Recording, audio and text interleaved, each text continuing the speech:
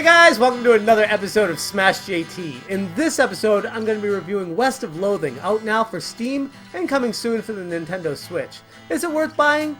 That kind of depends on the type of game you're looking for. Smash JT. There's nothing quite like a slapstick comedy, stick figure, Wild West RPG adventure, am I right? Ever since West of Loathing was announced during the Nintendo Direct, I was extremely excited about getting this game in my hands.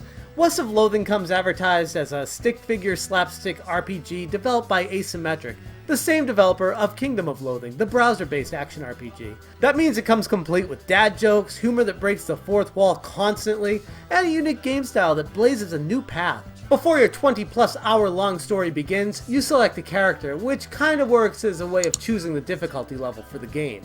The Cowpuncher is average difficulty, the Beanslinger is the hardest difficulty, and the Snake Oiler is the easiest difficulty level.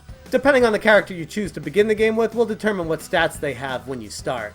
As the storyline goes, you leave your family farm and head west to find your fortune, traverse snake-infested gulches, punch skeletons wearing cowboy hats, grapple with demon cows, and investigate a wide variety of disgusting spittoons. The wild humor and unique graphical style of the stick figures is a signature of this game series. Currently, the game only supports keyboard and mouse controls on the PC, but a recent update from the developers explains that controller support will be added in an upcoming update, along with obviously controller support when it comes out for the Switch. For me, the keyboard and mouse controls proved perfectly serviceable, even for a guy that prefers controllers when at all possible. The battle system is enjoyable and casual. It never felt like a super intense game.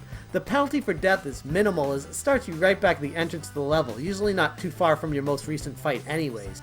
Although I will say a couple of frustrations I ran into while playing, the inventory system is a mess. Literally, you unzip your bag of items and everything is there. At times it felt overwhelming and unnecessary. Many items felt redundant and created an overly complex layout. Inventory tabs would have helped a little bit, or straight up minimizing the amount of different items found throughout the game. Another frustration I had were the walls of text. While it was typically entertaining and comical with incredible writing and witty jokes, I found myself being exhausted by the writing. At times, the game feels more like a text adventure than a role-playing game. Some of the activities that you'll need to be performing while playing this game require your character to be at a specific level with a given stat. You can manually boost stats on your character after leveling up. This allows you to increase strength to push rocks out of the way or pick locks to access new areas. It gives you a reason to want to keep pushing to level up your character and progress through the game. While the graphics may look basic on the surface, the more you play, the more you see the genius behind the design. The complex artistic backgrounds paired with the generic stick figure character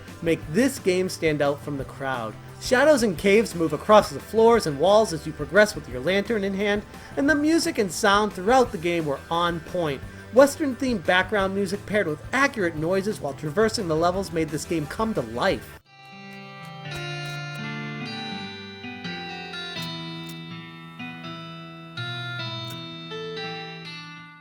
And as far as the gameplay, this one I really struggled with. Did I enjoy my experience playing through this game?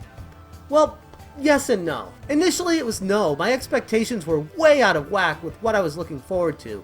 The game comes advertised as a wacky RPG mixed with a point-and-click adventure, but it really never felt anything like that to me. Sure, there are elements of RPGs all the way down to your character stats and turn-based battles, but because there were so many fetch quests and walls of dialogue, the all-around feel of this game is more of a book that you can move a character around in. That doesn't mean it's a bad thing though. I'm just saying this so you know what to expect before you dive in. The more I came back to this game, the more sucked in I was. The writing and humor is top notch, but the fetch quests, go here, bring this there, go there, raise this stat to be able to go here, then get that item, go here, bring that back here. It just felt tedious and repetitive at the end of the day. That's why my final score for West of Loathing is a 7.25.